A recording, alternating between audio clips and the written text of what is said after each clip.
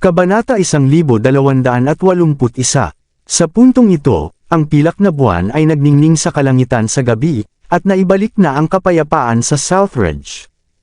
Inabot ng mahabang oras si Zachary bago nakatulog ang tatlong bata. Nang siya ay malapit ng umalis, umupo si Robbie at bumulong. "Daddy, kailangan natin mag-usap." Gumawa si Zachary ng sinyas kay Robbie na lumabas ng kwarto dahil ayaw niyang magising si Jamie. Pareho silang pumunta sa silid-aralan. Inalis ni Zachary ang kanyang Amerikana at isinuksok kay Robbie. "Dito, para huwag kang sipunin." Ang 6 na taong gulang ay nakakatawa dahil ang sobrang laki ng Amerikana ay natakpan ang buong katawan niya, tanging maliit niyang ulo lamang ang nakalabas. Ang init mula sa Amerikana ay nagbigay kay Robbie ng pakiramdam ng seguridad.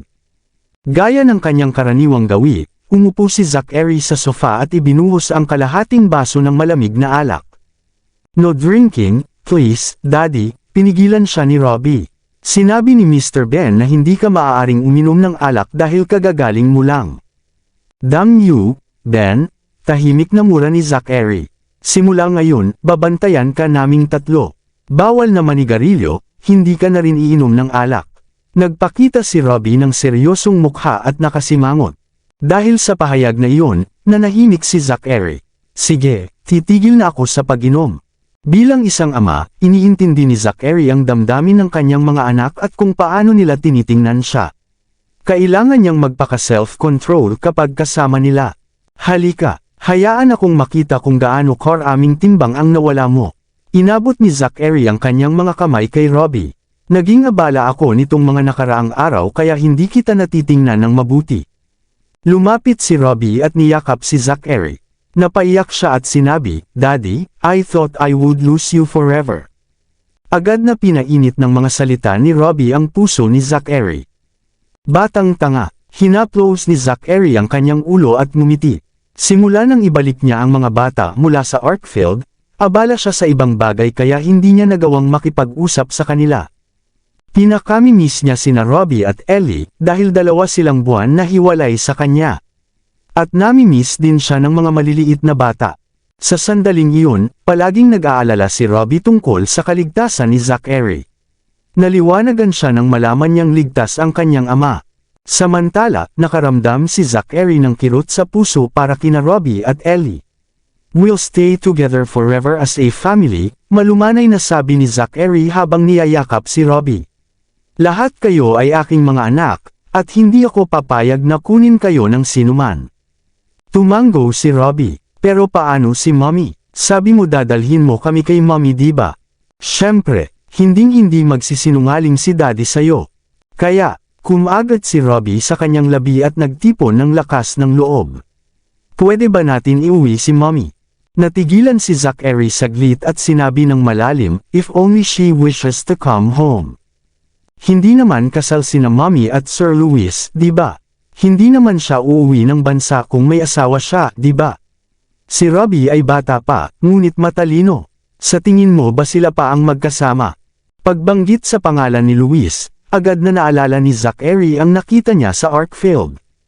Bagamat ang alaala ay hindi komportable, sinikap niyang manatiling kalmado. "Oo, naghiwalay sila." Mahusay, masayang sigaw ni Robbie. "Mabait na tao si Sir Louis, pero wish ko pa rin na magkasama sila Daddy at Mommy. Gabi na ngayon, halika, matulog na tayo." Sinubukang ilihis ni Zachary ang atensyon. "Pupunta tayo sa Yaleview bukas ng umaga." Tumango si Robbie at tumakbo pabalik sa kanyang kwarto. Tumingin si Zachary sa likod ng masayang bata, at ngumiti. Ngunit nawala ang kanyang ngiti ilang segundo lang. Inabot niya ang kanyang baso ng alak, at iniikot ang inumin, at nag-isip ng malalim. Hindi makatulog ng maayos si Charlotte nitong mga nakaraang araw. Nang siya ay maligo matapos ayusin ang hardin, 2:00 na ng madaling araw. Bagamat pagod na pagod, hindi siya makatulog. Nagpasya siyang bumangon at tingnan ang mga lumang larawan. Maraming larawan silang kuha ng kanyang ama at ni Mrs. Berry noong naninirahan sila dito maraming taon na ang nakalipas. Ngunit nang kunin ni Simon ang ari-arian ng malagay sa alanganin ang kanyang ama, itinapon nito ang lahat ng bagay sa bahay. Nagtaka siya kung saan nahanap ng pamilyang Noct ang mga ito. Lahat ng matatamis na alaala ay bumalik sa kanyang isipan habang tinitingnan ang photo album. Nakaramdam siya ng init sa puso. Bago niya namalayan, sumikat na ang araw, na pinapasigla ang langit. Lubos na pagod, tuluyan siyang nakatulog habang niyayakap ang album. Nakatulog siya kaya hindi niya narinig ang paulit-ulit na pagtawag ng mga anak ni Danrick. Lumapit si Lupin sa mga bata at sinabi na manahimik. Tulog pa rin si Tita Charlotte.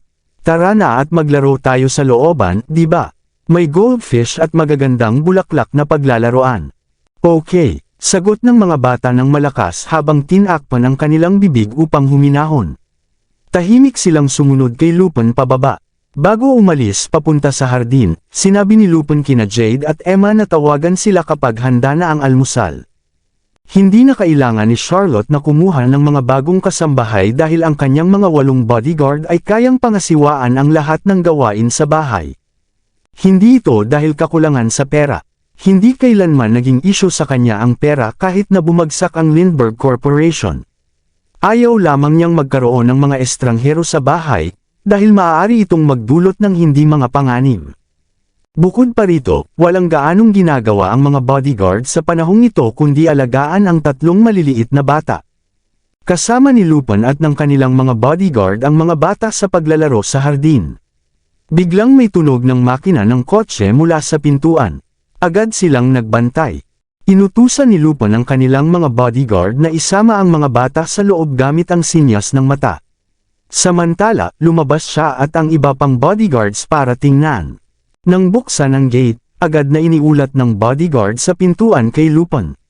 Ito ay si Mr. Noct. Mr. Noct. Nagulat si Lupin at lumapit na batiin siya. Dumating ang 2 jeep at isang extended na Rolls-Royce at huminto sa harap ng pasukan. Maganda at maayos na si Zachary kasama ang 3 anak na bumaba. Mr. Noct. Si Lupin, hindi na makapaniwala sa nakita niya at natigilan. Hindi niya inaasahan na makikita si Zachary dito. Tumango si Zachary at lumingon sa hardin. Lupin. Nang makita si Ellie mula sa malayo, tumakbo siya at niyakap ito. I'm so happy na makita ka. Sigurado akong nandyan si Mommy, di ba? Siyempre siya. Natutulog pa siya. Inangat ni Lupin si Ellie at ngumiti. Miss na kita, Ellie. Hayaan mong tingnan kitang mabuti, pamayat ka ba? Oo, miss na miss ko na si Mommy. Nahinto ang mga salita ni Ellie. Ihahatid na kita sa mommy mo. Pinisil ni Lupin ang kanyang pisngi. Pagkatapos, lumingon siya sa 2 lalaki at sinabi, Robbie, Jamie, come on in. Hayaan mo muna silang maglaro sa sala. Let's not disturb their mommy, mahinahong sabi ni Zachary. Tumango ang mga bata. Okay, Daddy. Ngumiti si Zachary at hinaplos ang kanilang mga ulo bago pumasok sa villa. Samantala, lumabas ang mga anak ni Danrick mula sa nakatagong sulok nang marinig ang boses ni na Robbie at Ellie. Bago nila makita ang mga bata, nabangga nila si Zachary. Ilang beses na nakita ni Zachary sila, at itinaas niya ang kanyang mga kilay habang tinitingnan ng mga ito mula ulo hanggang paa. Ito ba ang mga anak ni Danrick? Nang makita si Zachary, agad na tumakbo ang 3 bata pabalik sa likod ni Morgan at niyakap ang kanyang mga hita. Dahan-dahan nilang sinilip mula sa gilid upang tingnan si Zachary na parabang sinusukat ang isang halimaw. Nagpout si Alpha at sinilip si Zachary. So asawa ka ni Tita Charlotte. Mahina ang tinig niya. Sa tabi niya, galit na tumingin si Beta at tumango ng buong sigasig. Siya ito. Siya ang nangagaw kina Robbie, Ellie, at Jamie sa ubasan. Isa kang malaking brat. Pumagit na si Gamma, inilabas ang dila kay Zachary, bubugbugin ka ng daddy ko. Ngumiti si Zachary habang tinitingnan ng mga bata. Ito ba ay isang banta? Mas mahusay kayong magagawa, mga bata. Mga sanggol pa rin kayong lahat. Hindi kami mga sanggol. Ikaw na, sigaw ni Alpha, na kinuyam ang kanyang mga kamao. I want Ellie and Robbie back. Oo, mas mabuting ibalik mo sila. Kumuyam din si Beta sa kanyang mga kamao at ngumisi kay Zachary. Huwag kayong masungit sa daddy ko. Biglang narinig ang matinding tinig ng isang babae sa tensyonadong paligid. Ellie, sigaw ng 3 babae at agad na tumakbo kay Ellie. Miss na miss ka na namin. Miss ko na rin kayo. Niyakap ni Ellie ang mga ito at hinila sila patungo sa hardin upang maglaro. "They are a fierce lot," sabi ni Robbie, na tahimik na tinitingnan ng mga babae. Bagamat malamig ang kanyang pananaw, namimiss niya ang mga babae. "Tell me about it," sabi ni Jamie. Sila ay mas malala pa kaysa kay Ellie noong bata pa siya. Mas malala, sabi ni Little Fifi habang sinusundan ng dalawang lalaki. Si Little Fifi ba yun? Ang cute niya, lumingon ang tatlong babae nang marinig ang dalawa. "Maging malumanay sa kanya, girls. Little Fifi is also part of our family," paalalang sinabi ni Ellie habang tumatakbo sila papunta sa dalawa. "Nasaan si Fifi?" tanong ni Ellie. Nagpapahinga si Fifi sa attic. "Marahil ay hindi ito sanay sa bagong kapaligiran," sagot ni Morgan. "Kawawang Fifi. Hindi namin dapat dalhin ito kapag naglalakbay kami. Fifi always falls sick at a new place," malungkot na sabi ni Ellie. "I'll go check on it later." Baka mas maganda ang pakiramdam ni Fifi na makakita ng ilang pamilyar na mukha. "Ayos lang. Hihilingin ko sa kanila na dalhin siya," sabi ni Morgan sa isa sa mga lalaki para dalhin ang agila. Nagpatuloy ang mga bata sa paglalaro sa hardin habang naghihintay kay Fifi. Samantala, pumasok si Zachary sa taas para hanapin si Charlotte. Hindi nagtagal, natagpuan niya ang kanyang kwarto. Palaging gusto ni Charlotte ng silid na nakaharap sa araw, kaya nahulaan niya na ito ay pangalawang silid mula sa kaliwa. Maaabot na ni Zachary ang pinto nang pigilan siya ni Lupin, ngunit mas mabilis si Ben kaysa sa kanya. "Ano sa tingin mo ang ginagawa mo?" galit na sabi ni Lupin kay Ben. Bigyan sila ng ilang oras para makapag-usap. "Nothing can go wrong," sagot ni Ben. Pero, bago pa man makapigil si Lupin, binuksan na ni Zachary ang pinto. Pumasok ang maliwanag na sikat ng araw. Sa loob ng kwarto, tulog pa si Charlotte sa kanyang kama habang niyayakap ang photo album. Dahan-dahang hamihip ang hangin at naihampas ang kurtina sa kanyang payat na mga binti habang mainit na sikat ng araw ay tumatama sa kanyang maputing balat, ngunit tulog pa rin siya ng mahimbing. Dahan-dahang nilapitan ni Zachary ang bintana upang isara ito. Hinila niya ang kurtina at lumingon sa babae sa kama ng may pananabik. Hindi niya maalala kung kailan huli niyang tiningnan siya ng malapitan, lalo na kung kailan huli silang nagbahagi ng tahimik na sandali. Biglang naramdaman ni Zachary na isang kayamanang karanasan ang mapiling tahimik na kasama siya. Lumapit siya at itinakip ang kumot sa kanya habang kinuha ang album mula sa kanyang mga kamay. Umupo siya sa sofa at tahimik na pinanood siya. Sapat na iyon para sa kanya. Napuno ang kanyang puso sa tuwa sa simpleng panunood lamang sa kanya. Ang panunood sa kanya ay nagbabalik ng lahat ng magagandang alaala nila. Naalala niya ang unang pagkikita nila at kung paano sila nahulog sa matinding pag-ibig.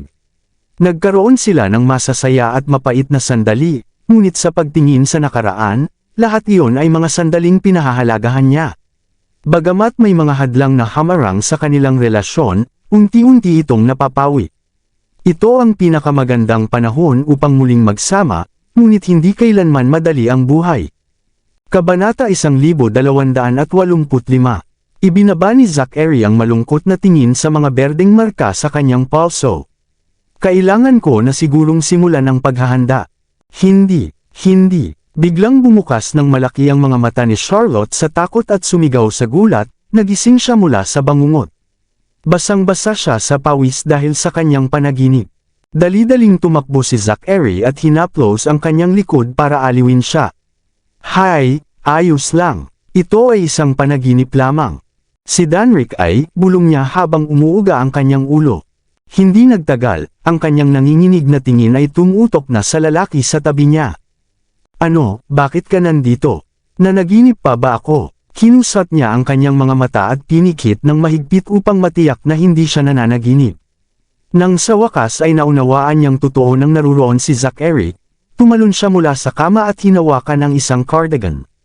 Natutulog lamang siya na nakasuot ng puting silk na damit na walang panloob. Nahihiya siya na makita ni Zachary ang lahat.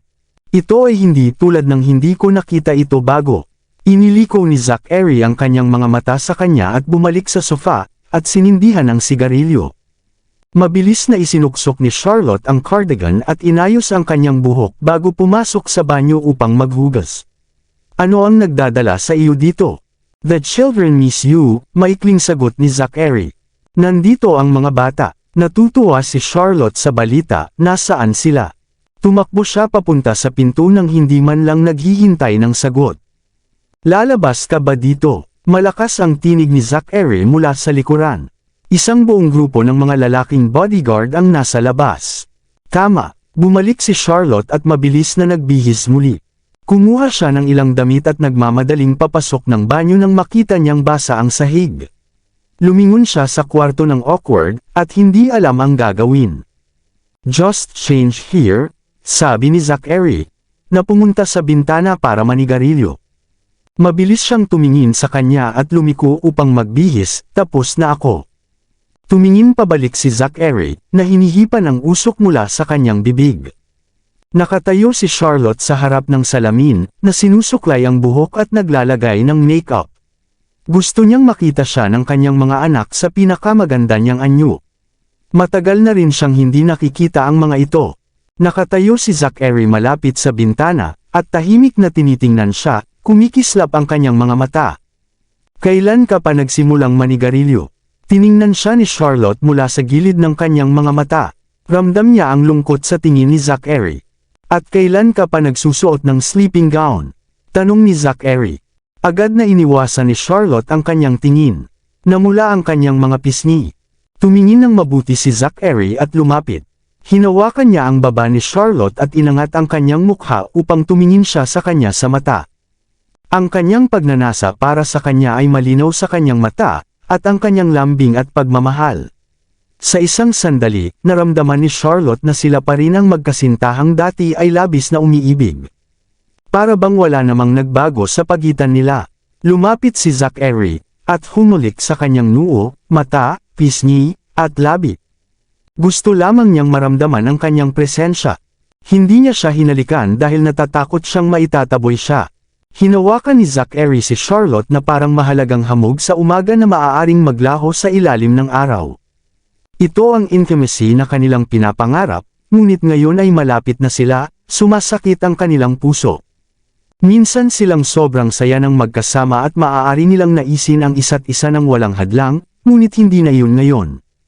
Hindi maiwasan ni Zachary ang pag-iisip tungkol sa kanya at kay Louis na magkasama. Masakit isipin na siya ay para sa ibang lalaki. Ayaw niyang alalahanin ito, ngunit patuloy na bumabalik sa kanyang isip. Tok tok tok. Isang tunog mula sa pinto ang nagpabalik sa kanila sa realidad. Lumayo si Charlotte at humarap, at inayos ang kanyang nagulo na isip. Mr. Knock, may biglang dumating. Tinig ni Ben mula sa labas ng pinto. Maglaan ng oras. Ang mga bata ay nasa looban. Pinatay ni Zachary ang sigarilyo at lumabas. Alright, sabi ni Charlotte, na tinitingnan siya habang umaalis. Dinala ni Lupon si Zachary at Ben sa silid-aralan at ibinigay ang isang bote ng tubig sa bawat isa bago umalis. Ano ang problema? Tanong ni Zachary nang hindi na nakatiis. Si Sir Robert ay nakikipagtulungan sa iba pang mga shareholder upang mailabas si Miss Lindbergh sa gymnasium project. Hiniling na nila sa abogado na mag-draft ng notice. Hinihintay kanilang pirmahan. Kanina lang tumawag si Mr. Williams para itanong kung kailan ang magandang oras para pirmahan mo ang dokumento, ulat ni Ben, at ipinakita ang laptop kay Zachary. This is the digital version. Don't bother, sabi ni Zachary, na nakakunot ang noo, I'll look into this on Monday. Sure, sagot ni Ben, at isinara ang laptop. May iba pa. Tumango si Zachary, na naghihintay na ipagpatuloy ni Ben. Nahanap na ni Bruce si Dr. Felch. He's still in HCT, sabi ni Ben, na maingat na tumitingin kay Zachary bago magpatuloy.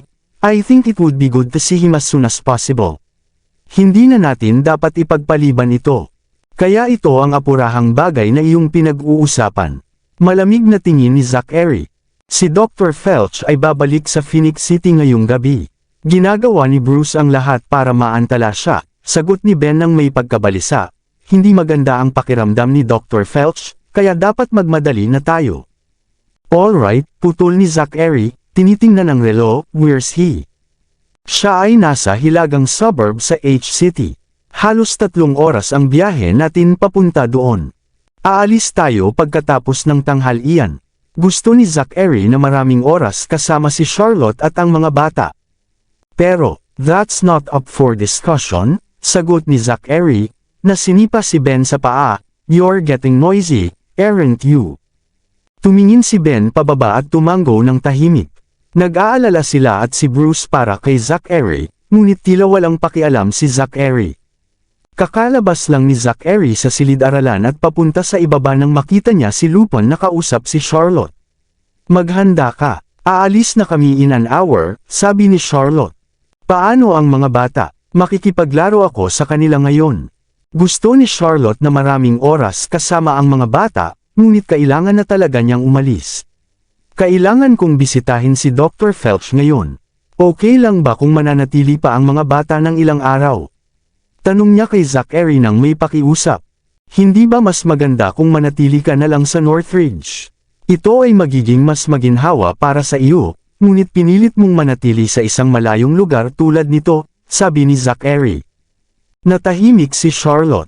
Alam niya na tama ang sinabi ni Zachary, ngunit gusto niyang panatilihing may distansya sa pagitan nila. Hindi ito ang muling pagsasama dahil iniligtas lamang siya. Magiging asar na asar si Danrick kapag nalaman niya. Pupuntahan ko rin si Dr. Felch. Pwede tayong magsabay. Pagkatapos ay maaari bang manatili ang mga bata? Oo, they'll stay for the weekend and leave on Sunday, sagot ni Zachary habang papalabas. I'll wait for you in the car. Bilasan mo. Oo. Masiglang sumagot si Charlotte at tumakbo papunta sa hardin upang hanapin ang mga bata. Robbie, Jamie, Ellie, Mommy, dali-daling tumakbo ang 3 bata at niyakap ang kanilang ina. Mommy, miss na miss ka na namin. Lumuhod si Charlotte at niyakap sila. Na-miss ko rin kayo. Bakit hindi kayo umakyat sa taas? Hindi ko nga alam na nandito kayo. Sabi ni Daddy na tutulog ka pa raw. Mommy, pumayat ka. Mommy, bakit hindi ka nalang sumama sa amin umuwi? Ang layo ng bahay mo. Kailangan naming gumising ng maaga para lang makita ka. Oo nga pala, Mommy. Nakakapagod talaga. Bakit hindi ka nalang umuwi? Mommy, pwede ka namang bumalik sa Northridge. Mas malapit naman doon. Paulit-ulit na kinausap ni na Robbie, Jamie, at Ellie si Charlotte, sinusubukang kumbansihin siyang bumalik sa Northridge. Hindi niya kayang tanggihan ang mga bata, ngunit alam niyang hindi ito magandang ideya ngayon. Natatakot siyang muling mahulog ang loob kay Zachary. Malaki ang magiging gulo kung mangyari iyon. Ayos na sa kanya ang sitwasyon sa ngayon. Pinanatili niya ang distansya at maayos naman ang kanilang samahan. Alam niyo bang dito nakatira si Lolo? Sabi ni Charlotte sa mga bata, sinusubukang baguhin ang paksa. Dito rin nakatira noon sina Mommy at Mrs. Berry. Marami kaming mga litratong magkasama. Gusto niyo bang tingnan ang lahat? Oo, matagumpay na napukaw ni Charlotte ang interes ng mga bata. Gusto naming makita ito, Mommy. Mahusay, ngunit gagawin natin iyon mamaya. Kailangan kong magsagawa ng ilang mga gawain ngayon. Bakit hindi muna kayo maglaro kina Alpha, Beta, at Gamma? Ipapakita ko sa inyo ang mga larawan mamaya ng kaunti. Pero, tumigil ang mga bata at tumingin kay Zachary. Daddy said all can stay for the weekend and leave tomorrow night, pagtitiyak ni Charlotte sa mga bata. Yay! Tumalon sa tuwa ang 3 bata nang malaman nilang pwede silang manatili. Lumabas ang masayang ngiti sa mukha ni Charlotte habang tinitingnan ng mga bata. Bibisitahin ko ngayon si Dr. Felch. Manatili muna kayo sa bahay, okay? Oo, Mommy. Muling tumakbo ang mga bata pabalik sa hardin upang maglaro. Huminga si Charlotte nang maluwag nang makita ang mga bata. Pinakiusapan niya si Morgan na manatili upang bantayan ang mga bata habang sila ni Lupin ay naghahanda upang umalis. Makakasakay tayo sa kotse ko, suhestyon ni Zachary. I bet Dr. Felch doesn't like too many cars at his place. Sure, pumayag si Charlotte at sumakay kasama si Lupin. Umupo si Lupin sa tabi ni Ben, na nasa upuan ng driver, habang sina Charlotte at Zachary ay nasa likod. Nagsimula ang biyahe kasama ang natitirang mga bodyguard sa bahay upang bantayan ang mga bata. Masaya ang biyahe. May mga malalagang puno sa daan na nagtatakip sa araw. Ang sikat ng araw ay dumaan sa mga dahon, na bumabagsak sa kalsada na parang gintong alikabok, na nagdudulot ng kaaya-ayang tanawin. Nagpatuloy ang paglalakbay ng hindi masyadong nagsasalita. Paminsan-minsan, palihim na tumitingin si Ben kay Lupin habang nagmamaneho. Hindi tulad ni Marino, tahimik at mahiyain si Ben. Bagaman malinaw na may damdamin si Ben at Lupin para sa isa't isa, wala sa kanila ang gumawa ng unang hakbang. Tungkol kay Zachary at Charlotte, wala rin sa kanila ang nagsimulang makipag-usap. Ring, ring. Tumunog ang telepono ni Ben, na nagbasag sa katahimikan. Ikinonekta ni Ben ang telepono sa hands-free device at sinagot ang tawag. Ben, mahinang sumagot ang boses ng babae sa kabilang linya. Oo, nilingon ni Ben si Lupin ng may pagkakabalisa. Lumingon si Lupin sa gilid na may halatang sama ng loob. Ako ito si Nancy. Nandyan ba si Mr. Knock? Agad na nakaramdam si Ben ng ginhawa nang malaman na si Zachary ang hinahanap at hindi siya, ngunit mabilis niyang naintindihan at tumingin kay Zachary sa rearview mirror ng may pagkabahala. Sumanya si Zachary sa kanya at tumango si Ben. May magagawa ba ako para sa iyo, Miss Gold? I'm in HCT, sagot ni Nancy. I have some questions to ask him but I didn't get a chance to. Nakaalis na siya pagkagising ko. Naramdaman ni Charlotte ang pag-aalala habang nakikinig kay Nancy. Napaka-suggestive ng sinabi nito. Nagkunwari si Charlotte na parang wala siyang pakialam, ngunit sa kaibuturan ng kanyang puso, may bagyong unti-unting bumabalot. Nakaalis na siya nang magising siya. Sapat na ang mga salitang ito upang lumikha ng maling larawan sa isipan ni Charlotte. Parang hindi man lang napalampas ni Zachary ang anumang kasiyahan noong nakaraang pagkakataon.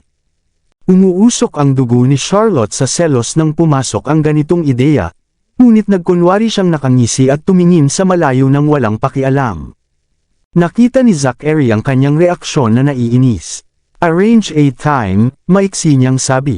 Nanlaki ang mga mata ni Ben habang nakatingin sa kanya. Okay. Titingnan ko ang schedule ni Mr. Knock at babalikan kita sandali, Miss Gold. Mahusay, salamat, natutuwang tugon ni Nancy. Nasa tabi mo ba si Mr. Knock? Binasa ni Ben ang sitwasyon at nagpasya na tapusin ang tawag. Oo, pero nagmamaneho ako. Tatawagan kita pabalik. Sige, kamustahin mo ako kay Mr. Knock? Oo naman, bye. Naging tensyonado ang kapaligiran sa kotse matapos ang tawag. Bagaman walang nagsasalita sa likod, ramdam ni na Ben at Lupin ang mabigat na hangin sa paligid. Nagkatinginan si Lupin at Ben ng may pagkagalit, ngunit gumawa si Ben ng inosenteng ekspresyon bilang sagot. Halika, hindi ko ito kasalanan. Ginagawa ko lang ang sinabi sa akin. Tumingin si Charlotte sa kanyang telepono upang itago ang sama ng loob. Nabahala siya tungkol sa pagkikita ni na Zachary at Nancy, ngunit pinaalalahanan niya ang sarili na wala siyang kaugnayan kay Zachary. Wala na siyang karapatang maabala sa kung sino ang makikilala niya. Nakuha mo na ba ang balita? Biglang tanong ni Zachary. Nagulat si Charlotte at tumingin sa kanya. Gusto ka ni Mr. Robert na lumabas sa gymnasium project. Nakuha ko na ang dokumento. Hinihintay nilang bigyan ko sila ng green light, ano sa tingin mo? Ayos ako dito, gusto kong umalis na rin. Ayoko nang magkaroon ng kahit ano sa kanya. Hindi niya mapapatawad ang ginawa ni na Robert at ng kanyang asawa. Nagrereklamo siya sa sarili habang iniisip ang kanilang mga kasama. Ang dobleng mukha at walang utang na loob na mag-asawa ay malinaw na nagpapakita kung gaano kasama ang mga ito. Parang wala ka pang natutunan kay Danrick, pang-aasar ni Zachary. Anong ibig mong sabihin? Tanong ni Charlotte na nakakunot ang noo. Ngayong wala na si Danrick, ang Lindbergh Corporation ay nasa isang delikadong estado. You should at least have a plan going forward, sagot ni Zachary nang may pangungot siya. Danrick left me a fortune, sabi ni Charlotte. Siyempre, hindi ko lang sinasayang ang pera. Magbabalik ako, ngunit gusto kong magpahinga ng 1 o 2 taon. Mas mabuting humiga muna sa ngayon. Masyado kang kampante. Pastahan ko na nawalan ka ng bahagi sa Lindbergh Corporation, kung hindi, hahabulin ka na ngayon ng mga kaaway ni Danrick. Ang tanging dahilan kung bakit ligtas ka pa rin ngayon ay hindi dahil kay Gordon. Ito ay dahil hindi ka man lang nila tinitingnan bilang isang banta. Isa pa, 3 lang ang anak na babae ni Danrick, kaya wala silang mamanahin mula sa kanilang ama. Kaya, tanong ni Charlotte nang walang alam, ano ang gusto mong sabihin? Ang proyekto ng gymnasium ay tumatakbo na ngayon. Kahit hindi mataas ang iyong shares, isa ka pa ring shareholder. Mayroon kang lahat ng karapatan na maging bahagi ng proyekto. Kung hahayaan mong patalsikan ka ng isang tao nang walang laban, walang seseryoso sa iyo. Huwag mo nang isipin ang pagsisimula muli sa hinaharap, paliwanag ni Zachary bago huminga. Pero syempre, hindi naman kailangan mong gumawa ng isang bagay na mahusay. Sapat na ang iniwan sa iyo ni Danrick para gastusin mo habang buhay. Maaari kang pumili na mamuhay ng tahimik. Walang masama doon. Wala ka sa kalagayan para kalabanan ang pamilya Laurent. Nang matapos si Zachary, binuksan niya ang bote at uminom. Sa kabilang dulo ng likod na upuan, nalugmok sa malalim na pag-iisip si Charlotte na nakababa ang tingin. Hindi niya talaga gustong tumabi na lang sa gilid. Kitang-kita niyang inaapi ni Robert. Maraming salamat sa lahat ng sumusubaybay. Please subscribe and follow my YouTube and Facebook channel, Filipino Novel. Maraming salamat po. Sinusubukan ni Mr. Robert na samantalahin ang sitwasyon sa pinakamataas na antas. Ngayon na nawala ang haligi ng pamilya, gusto ni Mr. Robert na ilagay siya sa sitwasyon ng desperasyon. Para sa kanya, siya ay isang babae lamang na may ilang mga bata, na protektado lamang ng ilang babaeng bodyguard. Mabilis sana siyang nakapaghiganti kung mas bata pa siya, ngunit nagbago na ang mga bagay. Magulo ang Lindbergh Corporation, wala pa rin silang balita kay Danrick, at kailangan pa niyang protektahan ang mga bata. Kung susugod siya sa gitna ng bagyo ngayon, lalo lang siyang malulugmok sa problema. Hindi niya maipanganib ang buhay ng mga bata. Bukod dito, ayaw niyang patagalin ang laban sa pamilya Laurent. Sa katunayan, may katotohanan sa sinabi ni Zachary. Wala nang pag-asa na makabalik kung aalis siya sa laro ngayon. Kung balak ni Danrick na makabalik, mawawala na ang lahat pagdating ng oras na iyon. Noong inilagay niya ang kanyang mga shares sa proyekto, ginawa niya ito sa pangalan ng Lindbergh Corporation. Kung papayagan niyang alisin siya sa proyekto ngayon, magiging masama ito para sa reputasyon ng kumpanya. Hindi pa lalagpasin ng media ang pagkakataong ito upang sirain ang pangalan ng Lindbergh Corporation. Wala pa si Danrick at walang nakakaalam kung ano ang nangyari sa kanya. Maraming haka-haka na ang kumakalat tungkol sa kanya. Hindi niya pwedeng dagdagan pa ang apoy. Ano sa tingin mo ang dapat kong gawin? Tanong ni Charlotte sa wakas. This is a no-brainer, sagot ni Zachary. Hindi nila makukuha ang gusto nila hanggat hindi ko pinipirmahan ang dokumento. Habang nagsasalita, lumapit siya kay Charlotte at bumulong sa kanyang tenga. Kailangan mo lang pasayahin ako at ibibigay ko sa kanya ang anumang gusto mo. Anong ibig mong sabihin, ha? Hindi ako ganoon ka-desperado. Itinaas ni Zachary ang kanyang mga kilay sa hindi makapaniwalang ekspresyon. Wow, ang dami mong double standard. Nagtataka ako kung sino ang desperadong nagpapaubaya sa loob ng 2 buwan sa sultry night.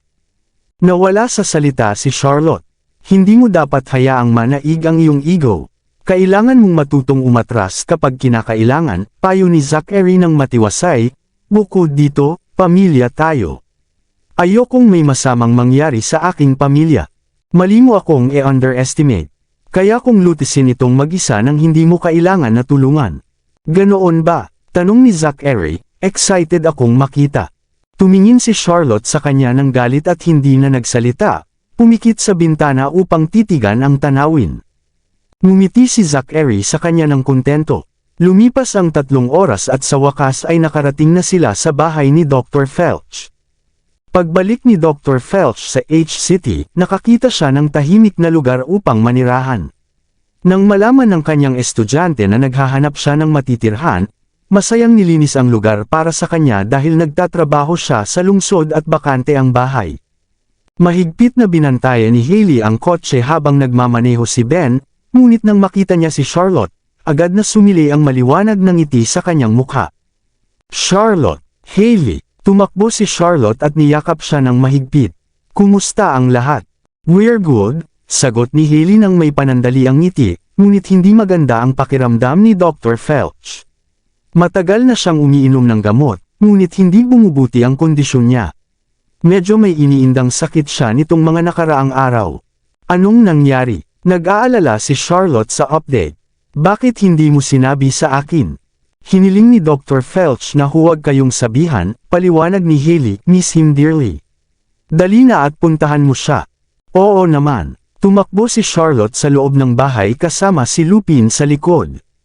Hindi pumasok si Zachary ngunit nakatayo sa tabi ng kotse na naninigarilyo. Kumuha si Haley ng ilang inumin at bumalik sa loob ng bahay. Kabanata 1290. Masangsang na amoy ng gamot ang bumalot sa bahay habang pumapasok si Charlotte. Nang malaman ni Sam na narito si Charlotte, dali-dali siyang pumasok para ipaalam kay Dr. Felch. Dr. Felch, narito na si Charlotte. Dadalhin ko siya agad. Pagkasabi niya nito, dali-dali siyang lumabas ng kwarto papunta at sunduin si Charlotte, ngunit nabangga niya ito at natapon ang buong mangkok ng herbal concoction kay Charlotte. Sa kabutihang palad, may makapal na winter clothing si Charlotte kaya hindi siya napasok, ngunit may ilang mainit na likido ang tumapon sa likod ng kanyang kamay at agad na namumula ang kanyang balat. Dapat kang maging maingat, pahayag ni Haley sa batang apprentice. Pasensya na, Charlotte, patawad. Kukuhanin ko ang cream para sa paso. Ayos lang. Huwag kang mag-alala, tiniyak ni Charlotte habang inilagay ang kamay sa likod para hindi mapansin ng iba. Nasaan si Dr. Felch? Nagpapahinga siya. Dadalhin kita sa kanya. Nalungkot si Charlotte nang buksan ni Sam ang pinto. Nakahiga si Dr. Felch sa kama at nakatingin sa pinto na parang matagal na siyang hinihintay. Nagkukurot siya ng mata sa direksyon niya habang humihinga ng mahina. Dr. Felch, narito si Charlotte, mahina na sabi ni Haley. Sinubukan ni Dr. Felch na umupo sa kama, ngunit hindi niya nagawa. Lumapit sina Haley at Sam para tulungan siyang umupo. Kumuha si Charlotte ng napkin at umupo sa tabi ng kama, at pinupunasan ang mantsa sa labi niya. Pasensya na, Dr. Felch. Hindi ko dapat hinayaan na sundan mo ako ng sobra. Alam mo na hindi mo kasalanan, sabi ng doktor na may banayad ng ngiti. Ganito lang talaga ako sa edad na 79. Hindi ko inaasahan na magiging malusog at maayos pa rin ako sa edad na ito. Pero mabubuhay ka pa hanggang 200 taon kung hindi mo ako sinundan sa ibang bansa. Tumawa si Dr. Felch habang tumingin sa kanya. 200 taon. Sobrang tanda at magiging gasgusan na ako noon. Ngumiti rin siya pabalik kay Dr. Felch ng may pagmamahal. Huwag masyadong mag-isip, sabi ni Dr. Felch, hinaplos ang kanyang kamay. Naranasan ko na ang hirap noong mas bata pa ako, ngunit nag-enjoy ako sa pagtanda. Nakilala ko ang iyong ama at naging mahalagang kaibigan niya sa akin. Tinulungan niya ako at nagkaroon ako ng magandang buhay dahil sa kanya. Lumihis ang tingin ni Dr. Felch, at naaalala ang kanyang matandang kaibigan. Sinisisi ko ang sarili ko nang malaman ang nangyari sa kanya. Galit ako sa sarili ko na hindi ko ginawa ang higit pa para sa kanya. Labis akong natuwa nang dumating ka sa akin. Akala ko nagkaroon na ako ng pagkakataon na maibalik ang kabutihan niya, kaya huwag mo itong pakiramdam na mabigat. Masaya ako na magawa ito para sa iyo. Salamat, Dr. Felch, sabi ni Charlotte, na umiiyak. Ngayong gumaling na si Ellie at ikaw, maaari na akong magpahinga ng payapa at walang pagsisisi. Ang kagalingan ninyo ang lahat ng hiling ko. Magiging maganda kung makikita ko muli ang mga bata. Sa tingin ko, malapit na ang aking oras. Bukas. Dadalhin ko sila bukas, mabilis na sabi ni Charlotte. Mayroon ka pa bang nais gawin? Gusto kong bumalik sa lugar kung saan ako nanggaling. Gusto kong bumalik sa Phoenix City at gugulin ang huling sandali ko doon, sabi ni Dr. Felch nang may buntong hininga, ngunit hindi posible ngayon. Hindi ko na kayang lumipad. Gagawin ko yun para sa iyo. Nang marinig ito, si Lupin ay ayusin agad ang pribadong jet para kay Dr. Felch. Mayroon pa, sabi ni Dr. Felch, habang humihiga ng pagod. Kasama ko sina Haley at Sam mula pagkabata nila. Wala silang gaanong karanasan sa mundo. Sana tulungan mo sila kapag wala na ako. Huwag kang mag-alala, Dr. Felch. Aalagaan ko sila ng mabuti. Walang sinumang makakasakit sa kanila hanggat ako'y narito, pangako ni Charlotte.